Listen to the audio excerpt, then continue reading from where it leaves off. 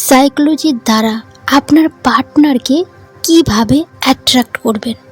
আপনার সামনের মানুষটি আপনাকে ইগনোর করছে, আপনাকে কোনো ভ্যালুই দিচ্ছে না। আপনি SMS করলে কোনো রিপ্লাই দিচ্ছে না, আর যদি দেয় ওকে, আচ্ছা, ইয়েস, এতটাই শর্ট। ঘন্টার পর ঘন্টা তার কোনো পাত্তা নেই। কল করলেও নো রেসপন্স। আপনাকে সে অবহেলা করছে, আর আপনি ইমোশনালি, ফিজিক্যালি বিরক্ত হয়ে উঠেছেন। আপনি হতাশায় ভুগছেন। আজকের ভিডিওতে 4টি রিভার্স সাইকোলজির কথা বলবো। এটার ইউজ যদি আপনি একবার সঠিকভাবে করতে পারেন, ওই ইম্পর্টেন্ট মানুষটির পিছনে আপনাকে আর দৌড়াতে হবে না, সেই আপনার পিছনে দৌড়াবে। তবে তার আগে একটু সতর্ক, এই টেকনিকগুলো এক্সট্রিমলি পাওয়ারফুল। সঠিকভাবে ইউজ না করতে পারলে তাকে আপনি সারা জীবনের মতো হারাতেও পারেন। তাই ভিডিওটি মন দিয়ে পুরোটা দেখুন। তো চলুন এই 4টে পাওয়ারফুল কথা আমরা জেনে নিই। স্টেপ নাম্বার 1, যখন কেউ আপনাকে ইগনোর করে তার পিছনে একটা সাইকোলজি কাজ করে। দেখুন, যখন কোনো মানুষ আমাদের পিছনে দৌড়ায়, আমাদের পিছনে 24 ঘন্টা পড়ে থাকে, আমাদেরকে চেস করে, সব সময় ফলো করে, বেসিক্যালি আমাদের কিন্তু এই ব্যাপারটা বেশ ভালো লাগে, এনজয় করি আমরা, যে হ্যাঁ, কোনো একজন আছে যে আমাদেরকে এতটা ভালোবাসে, আমাদের পিছনে পড়ে রয়েছে, কান্নাকাটি করছে। যার মধ্যে এই টেন্ডেন্সি বেশি থাকে, সে মানুষকে ইউজ করে, কিন্তু তাকে কষ্ট পেতে দেখে একটা নাটকীয় আনন্দ পায়। বেসিক্যালি বারবার এই ম্যানিপুলেট করতে থাকে তারা। এখন আপনাকে বুঝতে হবে এই সিচুয়েশানে আপনার কি করা উচিত। তার এই ইগোটাকে বন্ধ করতে হবে, আর যেদিন আপনি তার ইগোটাকে বন্ধ করতে পারবেন, সেই দিন থেকে সে আপনার জন্য পাগল হয়ে যাবে এবং আপনার পিছনে দৌড়াতে শুরু করবে। দেখুন, ইমোশান সবার মধ্যে রয়েছে, কারণ আমরা হিউম্যান, তার মধ্যেও রয়েছে, তবে সেটা দেখায় না যতটা আপনি দেখান। তাই এই মুহূর্ত থেকে আপনার প্রথম পদক্ষেপ হবে এক্সপেকটেশনকে কমানো এবং নিজের ইমোশনকে কন্ট্রোল করা। সে যদি আপনাকে ইম্পর্টেন্স না দেয়, আপনিও তাকে ইম্পর্টেন্স দেওয়া বন্ধ করুন। দেখুন, রিভার্স সাইকোলজি 100% কাজ করে। তাই যখন সে দেখবে আপনি তাকে আগের মতো ইম্পর্টেন্স দিচ্ছেন না, তার আপনার প্রতি গুরুত্ব কিন্তু বেড়ে যাবে, আপনার প্রতি কিন্তু তার ভ্যালু বাড়বে। কিছুদিন নো কন্ট্যাক্ট মেথড ফলো করুন। দেখুন, একটা সম্পর্ক 50-50 মেথডে চলে। আপনি তাকে যতটা ভ্যালু এবং রেসপেক্ট দেবেন, তারও কিন্তু সমান ভ্যালু, গুরুত্ব, রেসপেক্ট আপনাকে দেওয়া উচিত। যতটা আপনার তার প্রতি ফিলিংস রয়েছে, তারও ততটাই কিন্তু ফিলিংস থাকাটা দরকার। তবেই একটা সম্পর্ক দীর্ঘকাল হবে, তবেই সম্পর্ক কিন্তু ওয়ার্ক করবে, কাজ করবে, সারা জীবন টেকবে। কিন্তু যখন আপনি তাকে আউট অফ দ্য ওয়েকে ইম্পর্টেন্ট ফিল করান, মানে অতিরিক্ত ইম্পর্টেন্ট ফিল করান, তাকে বেশি মাত্রায় গুরুত্ব দেন, অবভিয়াসলি সে বুঝবে যে কেউ একজন আছে, সে তার পিছনে 24 ঘন্টা পড়ে থাকবে, তাকে যতই কিছু যাই কিছুই করি না কেন, পিছনে সে পড়েই থাকবে। যখন আপনি তাকে কল করা, টেক্সট করা সব কিছু বন্ধ করবেন, ইম্পর্টেন্স দেওয়া বন্ধ করবেন, তখন তার মধ্যে আপনাকে হারিয়ে ফেলার ভয় আসবে এবং সে নিজে থেকে আপনাকে কন্ট্যাক্ট করা শুরু করবে। তাই অ্যাটলিস্ট 1 উইক বা 1 মাসের জন্যে তাকে ইম্পর্টেন্স দেওয়া বন্ধ করুন, সমস্ত রকম কন্ট্যাক্ট করা বন্ধ করে দিন। স্টেপ 2, স্যাড স্ট্যাটাস দেওয়া বন্ধ করুন। আমাদের একটা খুবই খারাপ একটা হ্যাবিট রয়েছে, যখনই কোনো রিলেশনশিপে প্রবলেম আসে বা ব্রেকআপ হয়ে যায়, আমরা কি করি, স্যাড স্টোরি পোস্ট করে থাকি ফেসবুক হোক, হোয়াটসঅ্যাপ হোক, একদম ভরিয়ে ফেলি। No one care. একবার ভাবুন, যার কাছে আপনার কান্নার কোনো মূল্যই নেই, যে আপনার কথা ভ্যালু বুঝলো না, আপনার স্ট্যাটাস দেখে হঠাৎ করে সে কষ্ট পেতে শুরু করবে।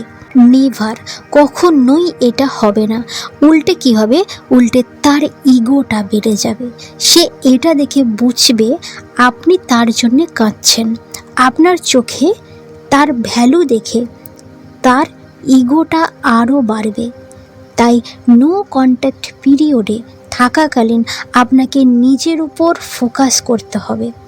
কোনো স্যাড স্টোরি নয়, বা আপনি যে তার ছাড়া ভালো আছেন, হ্যাপি আছেন, সেটাও তাকে শো অফ করাতে হবে না। সাইলেন্ট থাকুন, তাকে ভাবতে দিন যে হঠাৎ করে কি হলো, আপনি তাকে কেন পাত্তা দিচ্ছেন না, ইভেন আপনার লাইফে কি এমন চলছে, এসব না জানতে পারলে সে কিন্তু ভীষণ পরিমাণে বিরক্ত ফিল করবে আপনার লাইফের প্রতি। আপনার প্রতি কিন্তু তার দিনের পর দিন ইন্টারেস্ট বাড়তে থাকবে, আপনার প্রতি তার জানার ইচ্ছা বেড়ে যাবে। স্টেপ 3, কোনো রিলেশনশিপে থাকাকালীন আমরা সবথেকে একটা বড় ভুল করে ফেলি। আমরা আমাদের পার্টনারকে জীবনের সবচেয়ে মূল্যবান মানুষ ভেবে ফেলি। পুরো দুনিয়া যেন তার উপর নির্ভরশীল।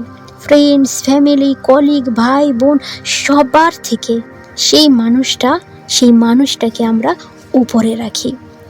ডিস্টেন্স বাড়িয়ে ফেলি সবার থেকে, বন্ধু বান্ধবের সবার থেকে আমরা ডিস্টেন্স বাড়িয়ে ফেলি। আর পুরো সময়টা আমরা সেই পার্টনারকে দিই, তাকে সমস্ত রকমের ইম্পর্টেন্স দিয়ে ফেলি।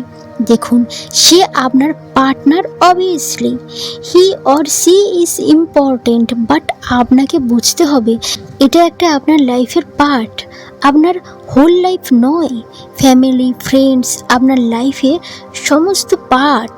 যখন সব কিছু ছেড়ে শুধু আপনি তাকেই ইম্পর্টেন্স দেন, সে ছেড়ে গেলে অবভিয়াসলি আপনার দুনিয়া ক্র্যাকস হতে শুরু করবে, আপনার বেঁচে থাকার ইচ্ছে মরে যাবে।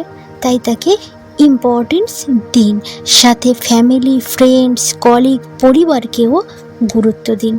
এর ফলে যখন একটা পার্ট লাইফ থেকে হারিয়ে যাবে, বাকি পার্টগুলো কিন্তু ঠিক আপনাকে ব্যালেন্সে আনবে।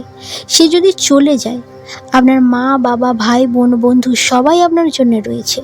একটু কষ্ট হবে, তবে আপনি সেটা ওভারকাম করে নিতে পারবেন। এছাড়া যখন পার্টনার দেখবে যে সে থাকুক বা না থাকুক, আপনার লাইফে আরও অনেক কিছু আছে, কারণ অলরেডি আপনার লাইফে অনেক কিছু রয়েছে, তার পাওয়ার অনেক কিন্তু কমে যাবে, ইগনোর করাটা কিন্তু কমে যাবে। সে আপনাকে ততটাই ইম্পর্টেন্স দেবে যতটা আপনি দেবেন। মনে রাখবেন, one sided love is possible, but one sided relationship কখনোই পসিবল নয়। তাই দুজনার রিলেশনশিপে ইন্টারেস্ট যদি সমান থাকে, তাহলে রিলেশনটা অনেক ভালো হবে।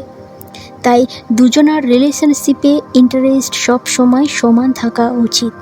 স্টেপ 4, এই পয়েন্টটি সব থেকে বেশি ইম্পর্টেন্স, কারণ এটা ছাড়া বাকি স্টেপগুলো ফলো করা অসম্ভব। আপনি এখন তার সাথে নো কন্ট্যাক্টে রয়েছেন, এখন তার সঙ্গে কোনো কন্ট্যাক্ট নেই, তাকে ইম্পর্টেন্ট দেওয়া ছেড়ে দিয়েছেন, স্যাড স্ট্যাটাস দেওয়া বন্ধ করে দিয়েছেন। কিন্তু আপনি আপনার ওভার থিঙ্কিং কীভাবে বন্ধ করবেন? তার জন্যে কষ্ট পাওয়া কিভাবে বন্ধ করবেন? ওয়েট, সেটার জন্যে এই পার্টিকুলার পিরিয়ডের টাইমে নিজের উপর ফোকাস করতে হবে, সেলফ কেয়ারের উপর নজর দিতে হবে। জিম করুন, বাজি রাখুন, নিজের যদি আপনি পড়াশুনো করেন, সেই পড়াশুনোর উপর ফোকাস রাখুন, নিজের কাজের উপর আপনি ফোকাস রাখুন, নিজেকে কেয়ার করুন, ব্যস্ত থাকুন, নিজের কাজগুলোকে নিয়ে ব্যস্ত থাকুন। And one more thing, sad song শোনা বন্ধ করে দিন। এমন মিউজিক শুনুন যেটা আপনার ফিল গুড হরমোনকে রিলিভ করবে। যখন থেকে টেক্সট করার কথা মনে হবে, একটা পেন এবং পেপার নিন, আপনার সমস্ত ইমোশন লিখুন। এই স্টেপগুলো আপনাকে ব্রেকআপ থেকে হেল্প করবে। সাথে সে যদি আপনার লাইফে ফিরে আসে, কিন্তু পুরোপুরি পাওয়ার আপনার হাতে থাকবে। আপনার ওপর ডিপেন্ড করবে, আপনি চুজ করবেন যে তাকে আপনি অ্যাকসেপ্ট করবেন নাকি আপনি তাকে অ্যাকসেপ্ট করবেন না। আপনি তাকে সেকেন্ড চান্স দিতেই পারেন, তবে সেম জিনিস সেম প্রসেস যদি আপনার বারবার রিপিট করতে হয়, তাহলে বলবো রিলেশনটা থেকে বেরিয়ে আসুন, কাট অফ করুন, মুভ অন করুন। দেখুন, ভালো মানুষের সঙ্গে একবার খারাপ হয়, কিন্তু একজন মূর্খ মানুষের সাথে বারবার খারাপ হয়। এই কথাটা কিন্তু আপনি মনে রাখবেন। তাই যদি আপনি চান আপনার পার্টনার আপনার লাইফে ফিরে আসুক, তো অবশ্যই এই 4টি স্টেপ ফলো করুন। আর যদি আপনার পার্টনার ফিরে আসে, তো পাওয়ার পুরোপুরি আপনার হাতে থাকবে। আপনি ডিসিশান নেবেন তাকে আপনি অ্যাকসেপ্ট করবেন নাকি